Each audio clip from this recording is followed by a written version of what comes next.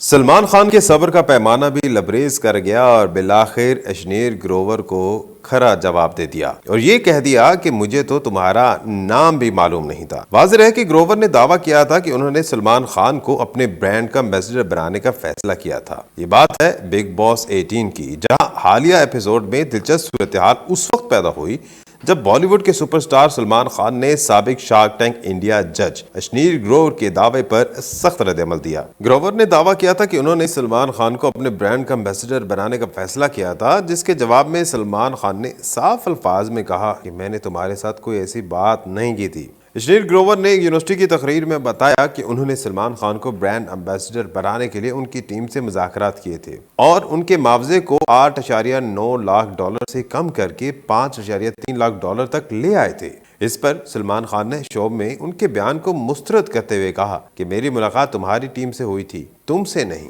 اور میں نے ایسی کوئی بات نہیں کی تھی۔ یہ بحث جاری رہی اور بحث کے دوران سلمان خان نے اشنیر کو ٹوکتے ہوئے کہا کہ جب تم کسی کے بارے میں غلط تاثر دیتے ہو تو یہ بعد میں تمہیں نقصان پہنچاتا ہے۔ اشنیر نے اس پر معذرت کی، جس پر سلمان خان نے کہا کہ مجھے برا نہیں لگا، لیکن یہ ٹھیک نہیں ہے کہ تم کسی کی غلط تصویر پیش کرو۔